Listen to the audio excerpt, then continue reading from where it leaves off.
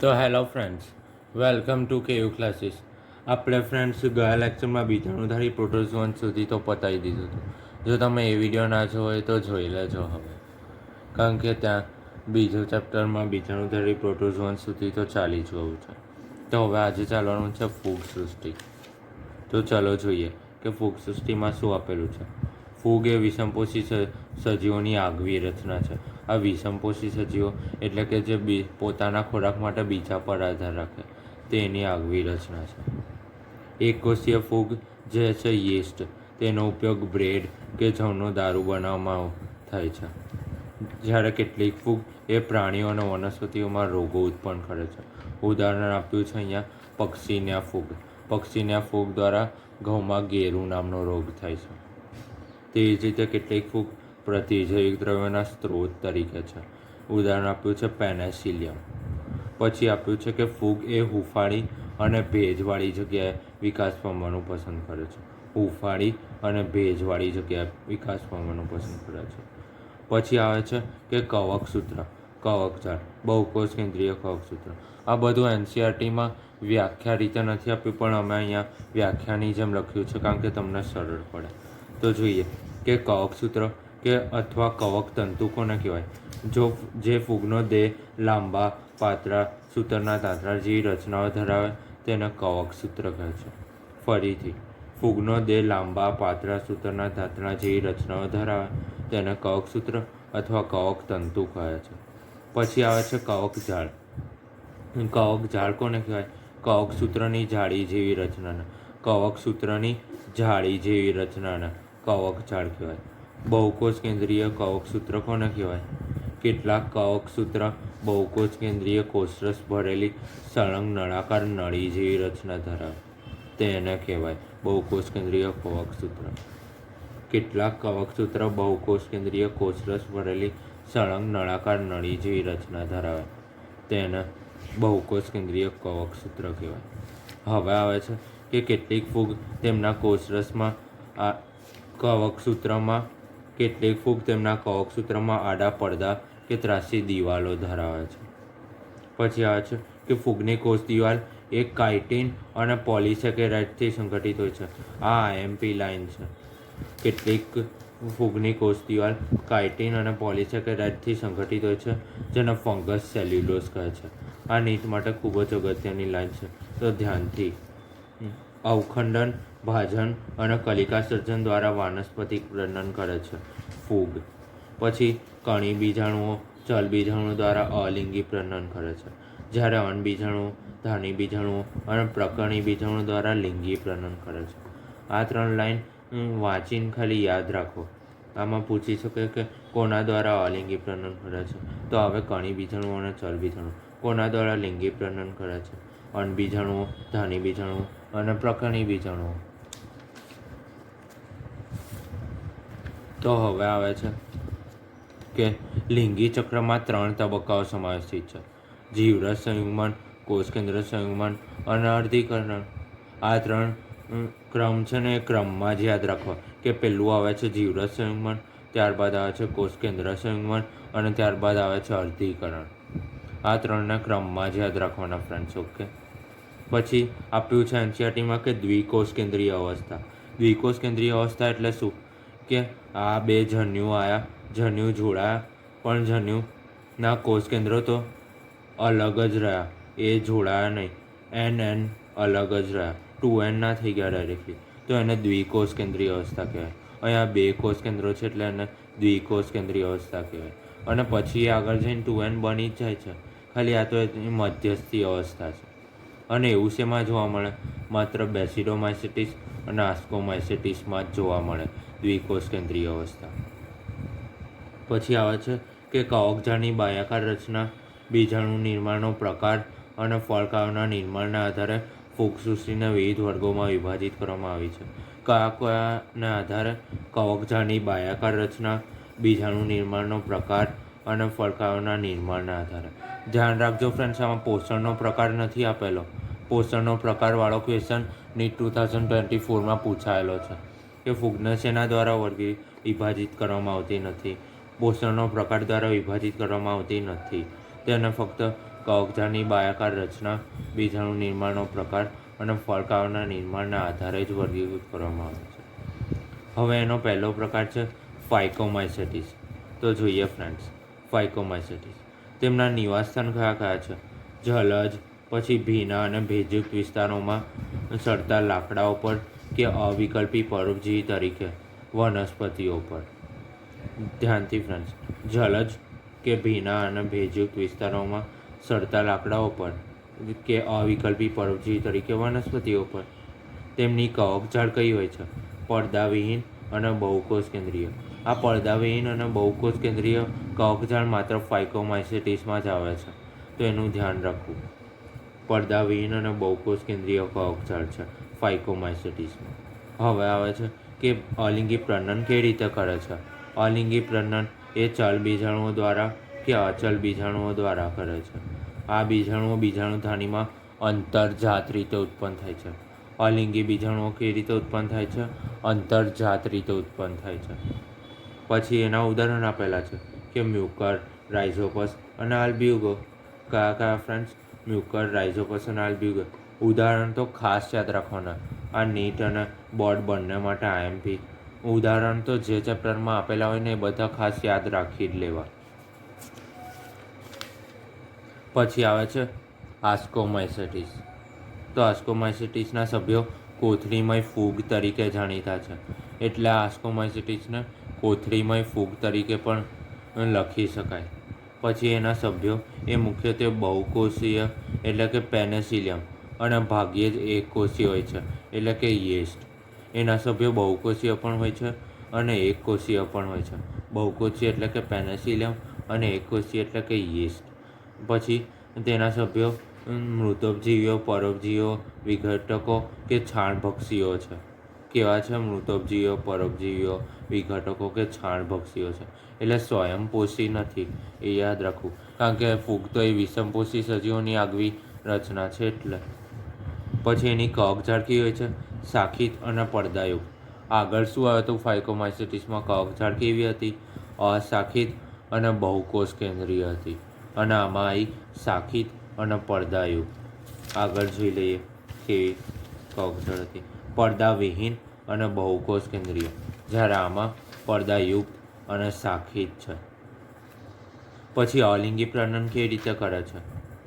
કવકજાળ પર બહિર્જાત રીતે ઉત્પન્ન થતા કણી બીજાણુઓ દ્વારા અલિંગી પ્રજનન કરે છે. કવકજાળ પર બહિર્જાત રીતે. આ વર્ડ અંતર્જાત, બહિર્જાત એને બહુ સામાન્ય રીતે ના લઈ લેવા, કારણ કે આ આઈએમપી વર્ડ છે. બહિર્જાત રીતે, અંતર્જાત રીતે એ પૂછી શકે. તો ધ્યાન રાખવું કે કોનામાં અંતર્જાત રીતે ઉત્પન્ન થાય છે અને કોનામાં બહિર્જાત રીતે ઉત્પન્ન થાય છે. અને કેવા પ્રકારના બીજાણુઓ ઉત્પન્ન થાય છે. કણી બીજાણુઓ, પ્રકરણી બીજાણુઓ, ચલ બીજાણુઓ, ક્યાં એ ધ્યાન રાખવું. તો અલિંગી પ્રજનન એ બહિર્જાત રીતે ઉત્પન્ન થતા કણી બીજાણુઓ દ્વારા થાય છે. જ્યારે લિંગી પ્રજનન એ કોથળી જેવી ધાનીઓમાં અંતરજાત રીતે ઉત્પન્ન થતા ધાની બીજાણુઓ દ્વારા થાય છે. કોથળી જેવી ધાનીઓમાં અંતરજાત રીતે ઉત્પન્ન થતા ધાની બીજાણુઓ દ્વારા થાય છે. અલિંગી પ્રજનન એ બહિર્જાત રીતે ઉત્પન્ન થતા, જ્યારે લિંગી પ્રજનન એ અંતરજાત રીતે ઉત્પન્ન થતા. તો એ ખાસ ધ્યાન રાખવું. પછી એના ઉદાહરણ આપેલા છે એસ્પર્ઝેલ્સ, ક્લેવીસેપ્સ, ન્યુરોસ્પોરા, પેનિસિલિયમ, યીસ્ટ. મોરેલ્સ એ કાળા રંગના હોય, જ્યારે બફલ્સ એ પીળા રંગના હોય. અને મોરેલ્સ અને બફલ્સ એ ખાવા લાયક હોય છે. તો એ ધ્યાન રાખવું. મોરેલ્સ અને બફલ્સ એ ખાવા લાયક હોય છે. પછી આપ્યું છે એક કે ન્યુરોસ્પોરા એ જૈવ રાસાયણિક અને જનીન ક્રિયાવિધિમાં ખૂબ જ ઉપયોગી છે. આ લાઈન પણ આઈએમપી છે ફ્રેન્ડ્સ, કે ન્યુરોસ્પોરા એ જૈવ રાસાયણિક અને જનીન ક્રિયાવિધિમાં ખૂબ જ ઉપયોગી છે. પછી આવે છે બેસિડોમાઇસેટિસ. આ ફૂગના પ્રકાર જ છે ફ્રેન્ડ્સ. તો બેસિડોમાઇસેટિસ ક્યાં જોવા મળે? જમીનમાં, લાકડાના ગોળવા પર, ઝાડના થડ પર કે વનસ્પતિઓના દેહની અંદર પરોપજીવી તરીકે જોવા મળે. પછી એની કવકજાળ શાખિત અને પડદાયુક્ત જ હોય છે. આની જેમ જ એની કવકજાળ પણ શાખિત અને પડદાયુક્ત જ હોય છે. કવકજાળ માત્ર એકમાં જ અલગ આપેલી છે, ફાઇકોમાઇસેટિસમાં, પડદાવિહીન અને બહુકોષ કેન્દ્રીય. બાકી બધામાં તો શાખિત અને પડદાયુક્ત જ કવકજાળ છે. તો એ તો યાદ રાખવાનું ઇઝી બની ગયું. તો હવે જોઈએ કે બેસિડોમાઇસેટિસમાં અલિંગી બીજાણુઓ જોવા મળતા નથી. પરંતુ અવખંડન દ્વારા થતું વાનસ્પતિક પ્રજનન તો સામાન્ય જ છે. અલિંગી બીજાણુ તો જોવા જ નથી મળતા, પરંતુ વાનસ્પતિક પ્રજનન અવખંડન દ્વારા તો થાય જ છે. પછી લિંગી અંગોય ગેરહાજર છે. અલિંગી બીજાણુઓ જોવા મળતા નથી અને લિંગી અંગો પણ ગેરહાજર છે, પરંતુ બે વાનસ્પતિક કે દૈહિક કોષોના જોડાણ દ્વારા જીવરસ સંયુગ્મન થાય છે. આ લિંગી તબક્કાઓના ક્રમ તો ખબર છે કે જીવરસ સંયુગ્મન, કોષકેન્દ્ર સંયુગ્મન અને અર્ધીકરણ. એ આમાં આવ્યું કે બે વાનસ્પતિક કે દૈહિક કોષોના જોડાણ દ્વારા જીવરસ સંયુગ્મન થાય છે, જેના પરિણામે દ્વિકોષકેન્દ્રીય રચના બને છે. એટલે એન અલગ અલગ હોય, જોડાયેલા ના હોય, એને દ્વિકોષકેન્દ્રીય અવસ્થા કહેવાય. અને અંતે પ્રકરણી બીજાણુધાની તરીકે વિકાસ પામે છે. પછી પ્રકરણી બીજાણુધાની કોષકેન્દ્ર સંયુગ્મન અને અર્ધીકરણ થવાથી 4 પ્રકરણી બીજાણુઓ બહિર્જાત રીતે ઉત્પન્ન થાય છે. અહીંયા પણ વડાયો કે પ્રકરણી બીજાણુઓ કેવી રીતે ઉત્પન્ન થાય છે? બહિર્જાત રીતે ઉત્પન્ન થાય છે. અને ફ્રેન્ડ્સ, આ બધી થિયરી છે, એને મેં એક જ ક્રમમાં આમ ગોઠવીને રાખી છે. એટલે તમે જો આમ વાંચી લો ને તો તમારે આ બધી થિયરી યાદ રાખવાની જરૂર નથી. જો લિંગી તબક્કો, બે દૈહિક કે વાનસ્પતિક કોષો, એનું શું થાય? પહેલાં જીવરસ સંયુગ્મન થાય. પછી જીવરસ સંયુગ્મન થઈને પ્રકરણી બીજાણુધાનીમાં શું થાય? કોષ કેન્દ્ર. આ જીવરસ સંયુગ્મન એ પ્રકરણી બીજાણુધાનીમાં વિકાસ પામી છે. અને પછી એમાં શું થાય? કોષ કેન્દ્ર સંયુગ્મન અને તેને અનુસરીને અર્ધીકરણ થાય. અર્ધીકરણ દ્વારા 4 પ્રકરણી બીજાણુઓ પ્રકરણી બીજાણુધાનીમાં જ ઉત્પન્ન થાય, બહિર્જાત રીતે ઉત્પન્ન થાય. ફ્રેન્ડ્સ, તો આ ક્રમ યાદ રાખી લો તો તમારે આ બધી થિયરી યાદ રાખવાની જરૂર નથી કે બે દૈહિક કે વાનસ્પતિક કોષ, તેનું જીવરસ સંયુગ્મન, પછી જીવરસ સંયુગ્મન થઈને પ્રકરણી બીજાણુધાનીમાં વિકાસ પામી ગયા. પ્રકરણી બીજાણુધાનીમાં શું થયું? કોષ કેન્દ્ર સંયુગ્મન અને તેને અનુસરીને અર્ધીકરણ, અને અર્ધીકરણને અનુસરીને 4 પ્રકરણી બીજાણુઓ બહિર્જાત રીતે ઉત્પન્ન થયા. તો ફ્રેન્ડ્સ, આ ખાલી યાદ રાખી લેવું. ઓકે. પછી એના ઉદાહરણ આપેલા છે. બ્રેકેટ ફંજાઈ, એગેરિક્સ એટલે કે મશરૂમ, પફબોલ્સ, હ્યુસ્ટીલાગો એટલે કે અંગારિયા માટે જવાબદાર ફૂગ. હ્યુસ્ટીલાગો એટલે અંગારિયા માટે જવાબદાર ફૂગ. આ કાઉન્સમાં લખ્યું એટલે એનો મતલબ એવો નથી કે આને યાદ ન રાખવું, યાદ તો રાખવું જ. એવું પણ પૂછી શકે કે અંગારિયા માટે જવાબદાર ફૂગ કઈ છે? તો આવે હ્યુસ્ટીલાગો. પછી આવે છે પક્ષીના, ગેરુ માટે જવાબદાર ફૂગ. આ આગળ પણ આવ્યું હતું કે પક્ષીના એટલે ઘઉંમાં થતો ગેરુ રોગ માટે જવાબદાર ફૂગ છે પક્ષીના. ઉદાહરણ તો ખાસ યાદ રાખવા જ બધાના. તો હવે આવે છે ડ્યુટ્રોમાઇસેટિસ. ડ્યુટ્રોમાઇસેટિસમાં શું આપેલું છે ફ્રેન્ડ્સ? ડ્યુટ્રોમાઇસેટિસ એ અપૂર્ણ ફૂગ તરીકે જાણીતી છે. પછી કારણ માત્ર અલિંગી અને વાનસ્પતિક તબક્કાઓ જ જાણીતા છે, એટલે એને અપૂર્ણ ફૂગ કહે છે. કેમ? કારણ કે માત્ર તેના અલિંગી અને વાનસ્પતિક તબક્કાઓ જ જાણીતા છે. પછી કવકજાળ, એઝ ઇટ ઇઝ, પડદાયુક્ત અને શાખિત. ખાલી એકમાં જ અલગ આપેલી છે ફાઇકોમાઇસેટિસમાં, બહુકોષ કેન્દ્રીય અને પડદાવિહીન. બાકી બધામાં તો પડદાયુક્ત અને શાખિત જ આપેલી છે. પછી આવે છે અલિંગી પ્રજનન કેવી રીતે થાય? કણી બીજાણુઓ દ્વારા થાય.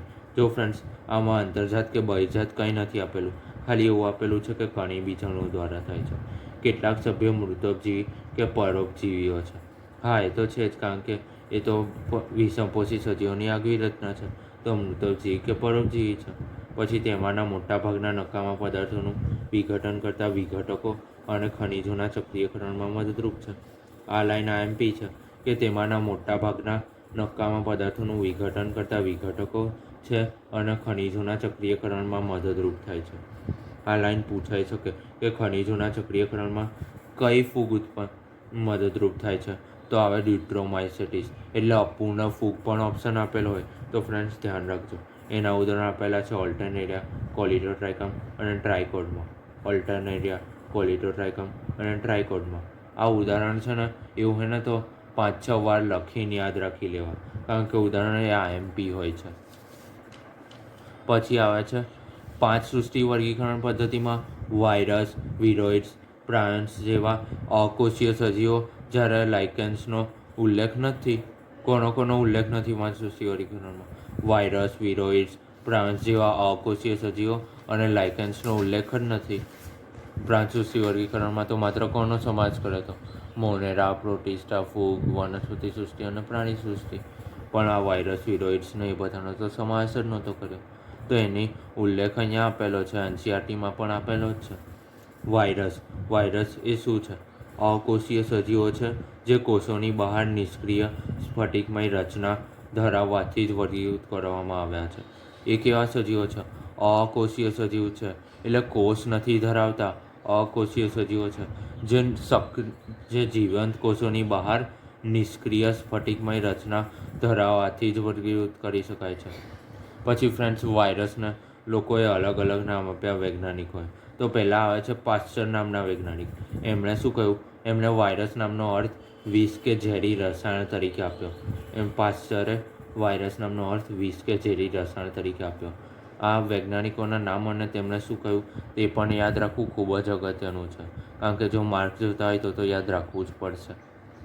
પછી આ બધું ઇઝી જ છે, ખાલી એકવાર વાંચી લો અને ખુદ ઉપર કોન્ફિડન્સ રાખો તો બધું ઇઝી જ છે. પાસ્ચરે વાયરસ નામનો અર્થ વિષ કે ઝેરી રસાયણ તરીકે આપ્યો. પછી આવ્યા દમિત્રી ઇવાનોવસ્કી. એમણે શું કીધું?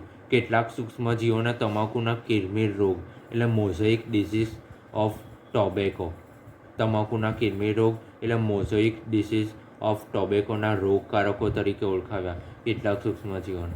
તેઓ બેક્ટેરિયા પ્રૂફ ફિલ્ટરમાંથી પણ પસાર થઈ જતા હોવાથી બેક્ટેરિયા કરતાં પણ ખૂબ જ નાના દેખાતા હતા. એટલે એ બેક્ટેરિયા પ્રૂફ ફિલ્ટર હતું ને, એમાંથી ને એ સજીવો પસાર થઈ જતા હતા, તેમને કંઈ જ નહોતું થતું. તો તેના ઉપરથી તારણ મળ્યું કે તેઓ બેક્ટેરિયા કરતાં પણ ખૂબ જ નાના દેખાય છે, એટલે બેક્ટેરિયા પ્રૂફ ફિલ્ટરમાંથી પસાર પણ થઈ જાય છે. અને કોને માટે જવાબદાર છે? મોઝેઇક ડિસીઝ ઓફ ટોબેકો, તમાકુના કિરમિર રોગ. પછી આવે છે M.W. બેઝેરેનિક. આ વૈજ્ઞાનિક એમણે શું કીધું કે તમાકુના રોગગ્રસ્ત છોડનું નિષ્કર્ષણ કર્યું અને કીધું કે જે તંદુરસ્ત છોડને ચેપ લગાડે છે તે રસાયણને ચેપકારક જીવંત રસાયણ કેન્ટાજીયમ વાયમ ફ્લુઇડમ. આ વર્ડ યાદ રાખો, કેન્ટાજીયમ વાયવમ ફ્લુઇડમ. એ કોણે કીધું હતું? M.W. બેઝેરેનિક. એ તમાકુના તંદુરસ્ત છોડને પણ રોગ એટલે ચેપ લગાડે છે. પછી આવે છે W.M. સ્ટેનલી. ફ્રેન્ડ્સ, આ બંનેમાં કન્ફ્યુઝ ના થવું કે M.W. સ્ટેનલી કે W.M. સ્ટેનલી. M.W. બેઝેરેનિક અને W.M. સ્ટેનલી છે. અહીંયા W છે, અહીંયા M છે પહેલો વર્ડ. વાયરસ એ સ્ફટિકમય રચના છે એવું કોણે કીધું? કે W.M. સ્ટેનલીએ કીધું કે વાયરસ એ સ્ફટિકમય રચના છે. પછી આ સ્ફટિકો મુખ્યત્વે પ્રોટીન ધરાવે. મુખ્યત્વે શું ધરાવે છે? પ્રોટીન ધરાવે છે. અને વાયરસ એ અવિકલ્પી પરોપજીવી છે. એ પરોપજીવી જ છે, અવિકલ્પી. પછી વાયરસ એ પ્રોટીન ઉપરાંત જનીનદ્રવ્ય પણ ધરાવે. મુખ્યત્વે તો પ્રોટીન જ ધરાવે છે, પણ પ્રોટીન ઉપરાંત જનીનદ્રવ્ય પણ ધરાવે કે જે આરએનએ કે ડીએનએ હોઈ શકે છે. પરંતુ આરએનએ કે ડીએનએ બંને એક સાથે ન હોઈ શકે કોઈ દિવસ. આરએનએ અને ડીએનએ એ બંને એક સાથે હોતા નથી. એકલું આરએનએ હોય અથવા એકલું ડીએનએ હોય, બંને જોડે ના હોઈ શકે કે આરએનએ પણ ધરાવે અને ડીએનએ પણ ધરાવે. એવું શક્ય જ નથી. એટલે મુખ્યત્વે તો પ્રોટીન ધરાવે, પણ પ્રોટીન સિવાય પણ જનીનદ્રવ્ય ધરાવે જે આરએનએ અથવા ડીએનએ હોઈ શકે છે. જનીનદ્રવ્ય તરીકે ન્યુક્લિયો પ્રોટીન કે જે ચેપી છે. ન્યુક્લિયો પ્રોટીન એટલે friends nucleic acid plus protein. Nucleic acid plus protein એટલે ન્યુક્લિયો પ્રોટીન જે ચેપી છે. જે વાયરસ વનસ્પતિને ચેપ લગાડે તેમાં જનીનદ્રવ્ય શું હોય? ફ્રેન્ડ્સ, આ ખૂબ જ અગત્યનો ટોપિક આવી ગયો છે કે આને ચેપ લગાડે તો એમાં જનીનદ્રવ્ય કયું હશે. તો એ ધ્યાનથી વાંચવું. જે વનસ્પતિને ચેપ લગાડે એ વાયરસમાં જનીનદ્રવ્ય કયું હશે? એકલ શૃંખલામય આરએનએ એટલે સિંગલ સ્ટ્રેન્ડેડ આરએનએ. પછી જે વાયરસ પ્રાણીને ચેપ લગાડે, વનસ્પતિમાં તો એકલ શૃંખલામય આરએનએ, તો પ્રાણીને ચેપ લગાડે એમાં જનીનદ્રવ્ય કયું હશે? એકલ કે બેવડી શૃંખલામય આરએનએ અથવા બેવડી શૃંખલામય ડીએનએ. કોઈ પણ એક જ હોઈ શકે. એકલ કે બેવડી શૃંખલામય આરએનએ હોય અથવા બેવડી શૃંખલામય ડીએનએ હોય, બંને ના હોઈ શકે. પછી બેક્ટેરિયાને ચેપ લગાડતા વાયરસમાં વનસ્પતિને ચેપ લગાડે એ વાયરસમાં જનીનદ્રવ્ય એકલ શૃંખલામય આરએનએ, પ્રાણીને ચેપ લગાડે એ વાયરસમાં જનીનદ્રવ્ય એકલ કે બેવડી શૃંખલામય આરએનએ અથવા બેવડી શૃંખલામય ડીએનએ. જ્યારે વાયરસ કે જે બેક્ટેરિયાને ચેપ લગાડે તેમાં જનીનદ્રવ્ય કેવું હોય? બેવડી શૃંખલામય ડીએનએ જ હોય ફક્ત. પછી વાયરસના પ્રોટીન આવરણને કેપ્સિડ કહેવાય, જે કેપ્સોમિયર કહેવાતા નાના ઉપએકમોનું બનેલ છે. વાયરસ જે પ્રોટીન આવરણ ધરાવે ને એને કેપ્સિડ કહેવાય, અને કેપ્સિડ શેનું બનેલું છે? કેપ્સોમિયર કહેવાતા નાના ઉપએકમોનું બનેલ છે. પછી કેપ્સોમિયર એ કુંતલમય કે બહુફલકીય ભૌમિતિક સ્વરૂપમાં ગોઠવાયેલું હોય છે. જે આ કેપ્સોમિયર આવ્યું ને નાના ઉપએકમો એ કેવી રીતે ગોઠવાયેલા હોય છે? કુંતલમય કે બહુફલકીય ભૌમિતિક સ્વરૂપમાં ગોઠવાયેલા હોય છે કેપ્સોમિયર. અને કેપ્સોમિયર એકત્રિત થઈ કેપ્સિડ આવરણ બને, જે પ્રોટીનનું બનેલું હોય છે. પછી વિરોઇડ્સ આવ્યા. હવે આ વાયરસ અહીંયા પતી ગયા. હવે આવે છે વિરોઇડ્સ. વિરોઇડ્સમાં શું આપેલું છે કે તેની શોધ ટીઓ ડાયનર દ્વારા 1971માં થઈ. આ સાલ પણ યાદ રાખી લેવી. આમ તો પૂછાતી નથી, પણ યાદ રાખો તો સારી જ છે. ટીઓ ડાયનર દ્વારા 1971માં થઈ વિરોઇડ્સની શોધ. તે વાયરસ કરતાં પણ નાના હતા, અને વિરોઇડ્સ એ બટાટામાં ત્રાકમય ગ્રંથિના રોગ માટે જવાબદાર છે. એક જ રોગ આપેલો છે વિરોઇડ્સ માટે, કે બટાટામાં ત્રાકમય ગ્રંથિનો રોગ. તો આ તો ઇઝી થઈ ગયું કે એક જ રોગ આપેલો છે વિરોઇડ્સનો, તો કે બટાટામાં ત્રાકમય ગ્રંથિના રોગ માટે વિરોઇડ્સ જવાબદાર છે. પછી વિરોઇડ્સમાં મુક્ત આરએનએ જોવા મળે. આ લાઈન પણ ખૂબ જ અગત્યની છે કે વિરોઇડ્સમાં મુક્ત આરએનએ જોવા મળે. અને પ્રોટીન આવરણ કે જે વાયરસમાં હાજર હોય છે કેપ્સિડ, તેનો અભાવ હોય છે વિરોઇડ્સમાં. પ્રોટીન આવરણ જે વાયરસમાં હાજર હતું કેપ્સિડ, તેનો અભાવ હોય છે વિરોઇડ્સમાં. પછી તેના આરએનએનો આણ્વીય ભાર ઓછો હોય છે, પણ કોના કરતાં? વાયરસ કરતાં તેના આરએનએનો આણ્વીય ભાર ઓછો હોય છે વિરોઇડ્સમાં. પછી આવે છે ફ્રેન્ડ્સ પ્રાયોન્સ. તો પ્રાયોન્સ શું છે? પ્રાયોન્સ એ આધુનિક ઔષધિકીમાં ચોક્કસ રોગ ધરાવતા ચેતાકીય રોગો જે અસામાન્ય રીતે, આ લાઈન અહીંયાથી, કે જે અસામાન્ય રીતે ગડીમય પ્રોટીનથી બનેલા વાહક દ્વારા ફેલાતો જોવા મળ્યો હતો. એટલે એ અસામાન્ય ગડીઓ ધરાવે છે એવા પ્રોટીનથી બનેલા વાહક દ્વારા ફેલાતો જોવા મળ્યો હતો. પછી તેનું કદ વાયરસ જેટલું જ છે. વિરોઇડ્સનું કદ તો વાયરસ કરતાં નાનું હતું, પણ આનું કદ તેના જેટલું જ છે, વાયરસ જેટલું જ છે પ્રાયોન્સનું કદ.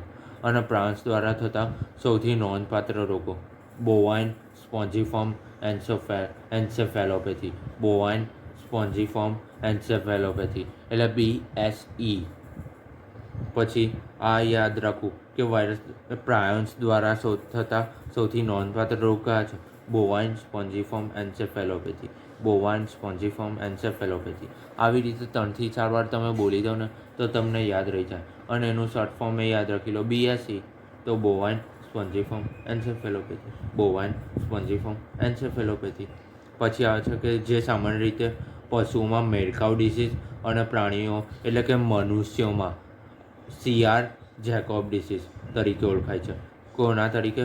પશુઓમાં મેડકાઉ ડિસીઝ, જ્યારે પ્રાણીઓમાં એટલે કે મનુષ્યોમાં CR, આ કાઉન્ટ્સ નથી કર્યો, આ CR જેકોબ ડિસીઝ તરીકે ઓળખાય છે મનુષ્યોમાં.